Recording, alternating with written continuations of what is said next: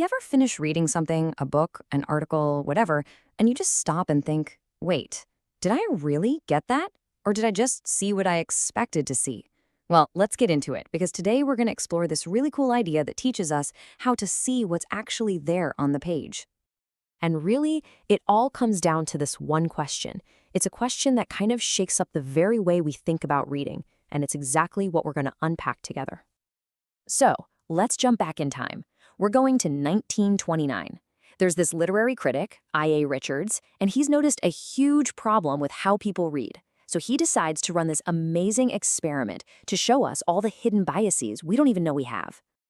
I mean, just look at the difference here. It's night and day. The old way of reading, it was all about the author's personal life, what was happening in history, and, your own feelings about it all. But Richards, he wanted to just get rid of all that noise. His goal was pretty radical for the time. He wanted to force people to focus only on the words themselves. That's it. Just pure objective judgment. So how'd he pull it off? Well, his setup was just so simple, but so brilliant. He picked out 13 poems, and then he stripped them bare. No author's name, no title, no date, nothing. He handed these anonymous poems to his students at Cambridge and just said, write down what you think. Then he gathered up all their responses and started hunting for patterns. And what he found was, well, it was kind of shocking.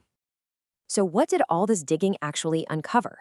Richard's analysis showed that most readers, even the really smart ones, were making the same mistakes again and again. He basically identified these 6 common thought traps that get in the way of us really understanding what we're reading. Okay, so these are the 6 big ones. These are the most common hidden biases that just trip us up and keep us from seeing a text for what it is. So let's break them down one by one. First up, we have the stock response. This is basically your brain on autopilot. It's that knee-jerk reaction.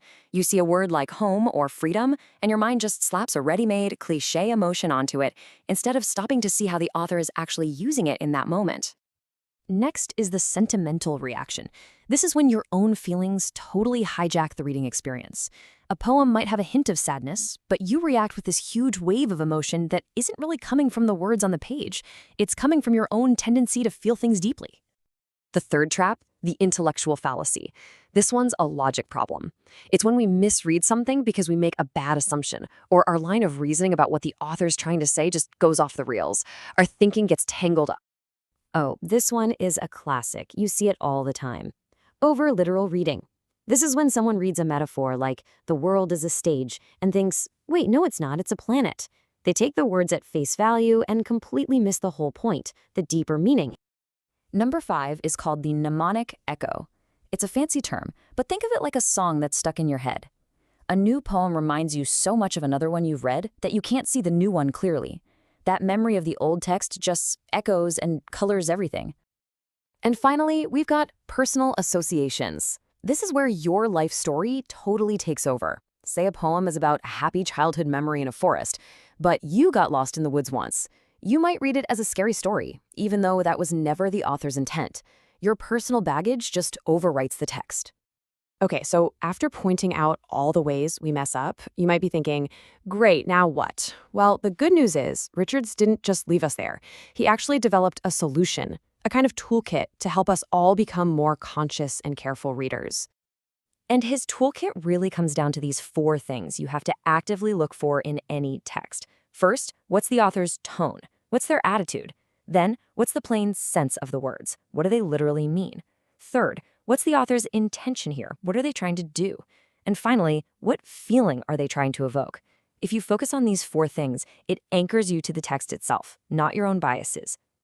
And you know what? The impact of this simple idea was huge. We're talking about a full-on revolution. Richard's work completely changed the game for how people studied literature.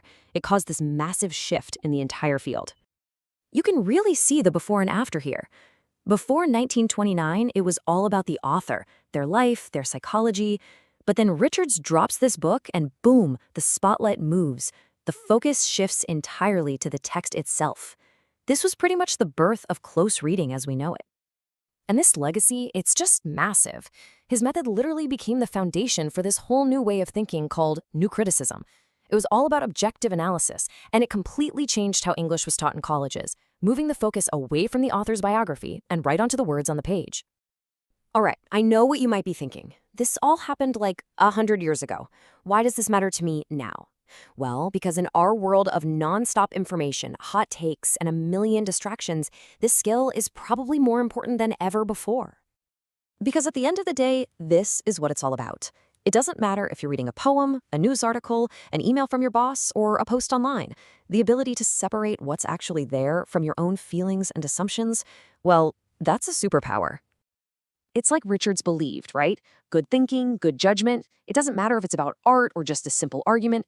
It all starts with learning how to read what's actually in front of you, closely and carefully. So, I'm going to leave you with a little challenge.